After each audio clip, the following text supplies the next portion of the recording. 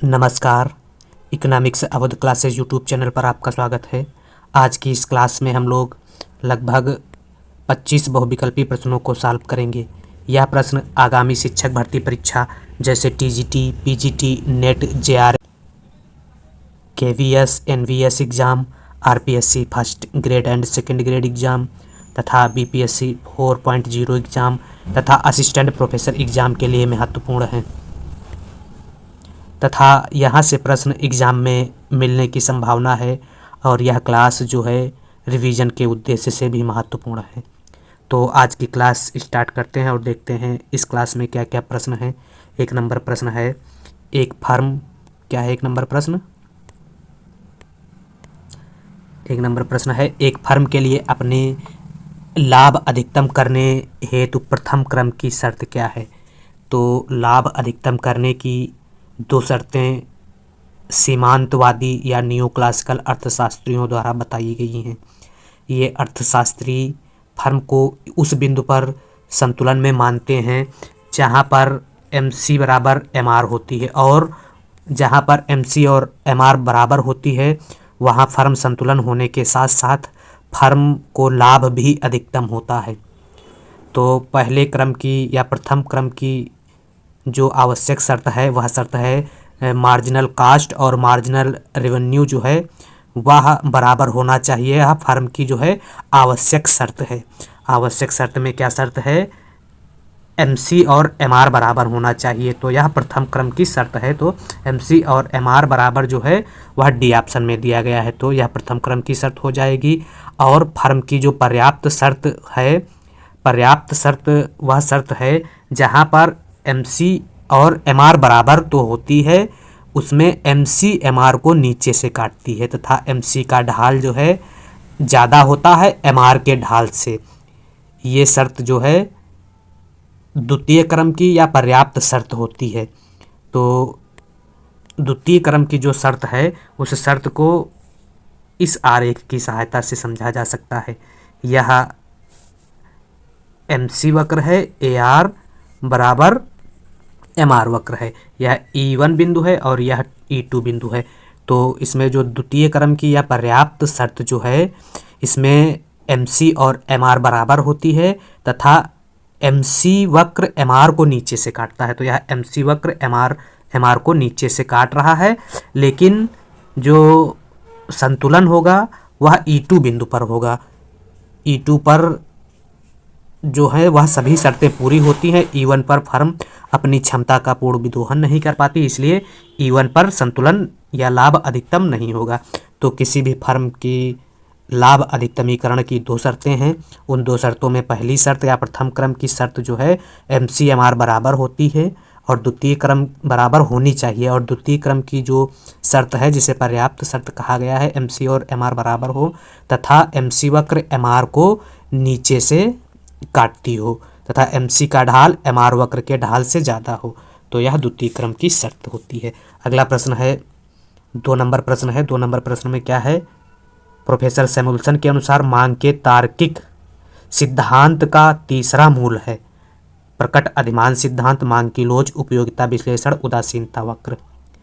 तो उपयोगिता विश्लेषण, मांग की लोच, उदासीनता वक्र यह नहीं है, प्रकट अधिमान सिद्धांत है जिसका प्रतिपादन प्रोफेसर सैमुअल्सन द्वारा किया गया था और यह सबल क्रमबद्धता की मान्यता पर आधारित है। तो इसलिए सैमुअल्सन के अनुसार मांग के तार्किक सिद्धांत का जो तीसरा मूल है वह प्रकट अधिमान सिद्धांत द्वारा व्यक्त किया गया है। अगला प्रश्न है 3 नंबर, गिब्बन वस्तुएं क्या होती हैं? निम्न श्रेणी की वस्तुएं, सामान्य वस्तुएं, आवश्यक वस्तुएं, निम्न श्रेणी की वस्तुओं की विशेष श्रेणी। तो गिब्बन वस्तुएं जो हैं वह निम्न श्रेणी की वस्तुओं की विशेष श्रेणी होती हैं। तो 3 का सही आंसर D है। अगला 4 नंबर प्रश्न है, आय के आधार पर मांग की लोच में के लिए मांग ऋणात्मक होती है। आय के आधार पर मांग की लोच किसके लिए? निम्न श्रेणी की वस्तुओं के लिए, सामान्य वस्तु के लिए, गिब्बन वस्तु के लिए, आवश्यक वस्तुओं के लिए।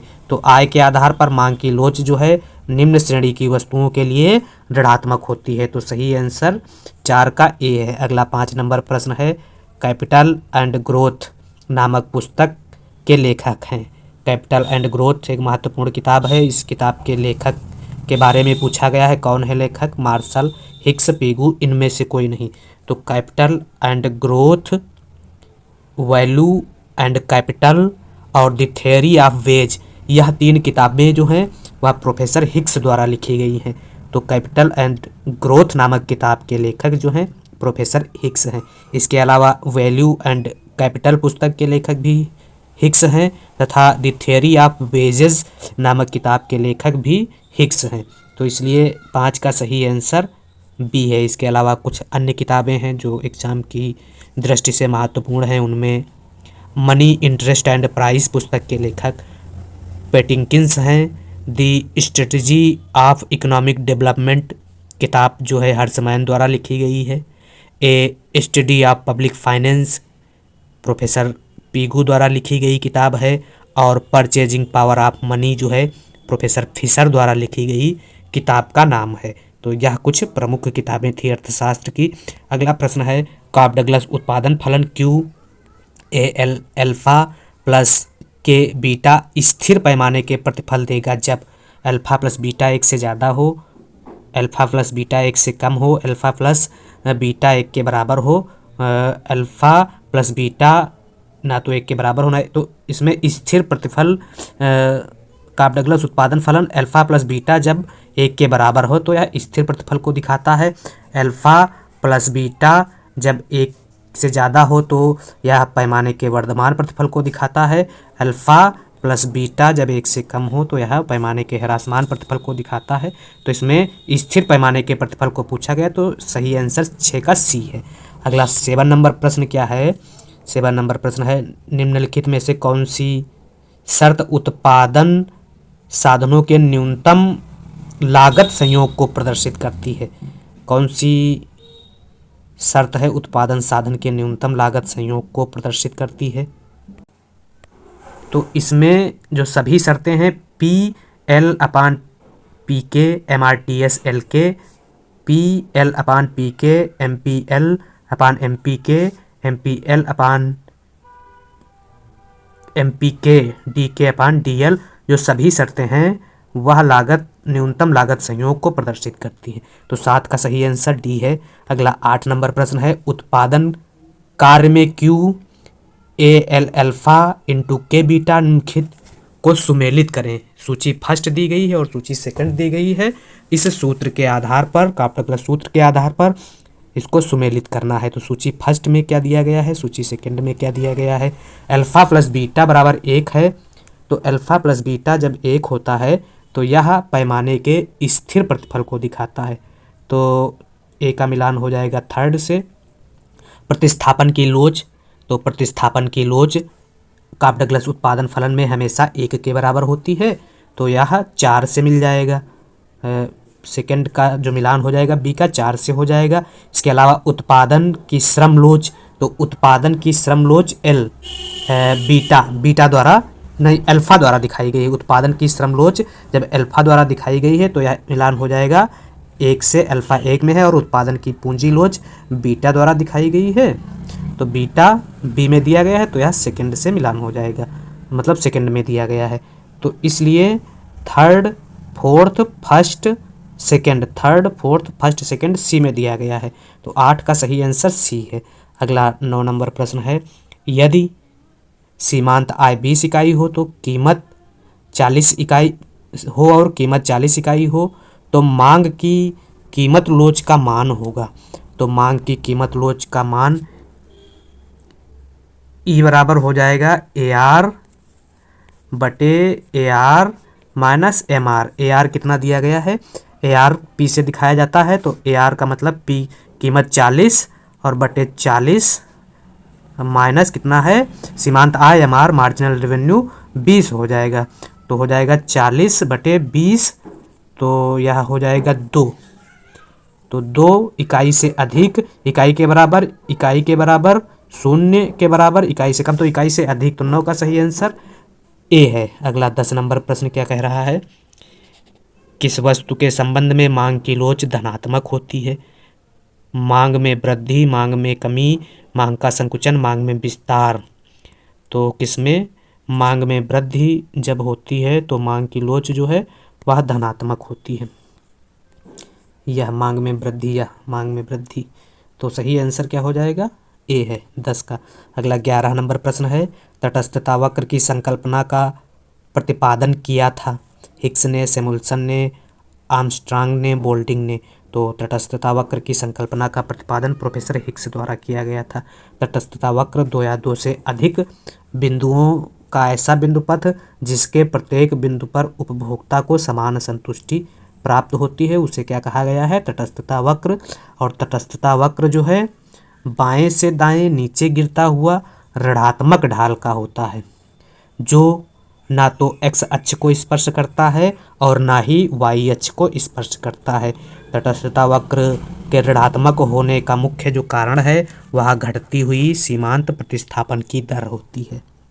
और तटस्थता वक्र ना तो कभी अंडाकार हो सकता है, पूरक वस्तुओं के संदर्भ में तटस्थता वक्र एल आकार का होता है, और स्थानापन्न वस्तुओं के संदर्भ में तटस्थता वक्र जो है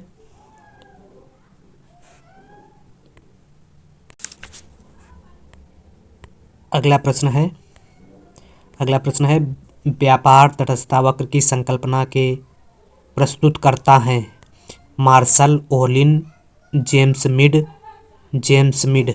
तो व्यापार तटस्थता वक्र की संकल्पना के प्रस्तुतकर्ता जो हैं वह जेम्स मिड हैं। सी ऑप्शन है 12 का सही आंसर।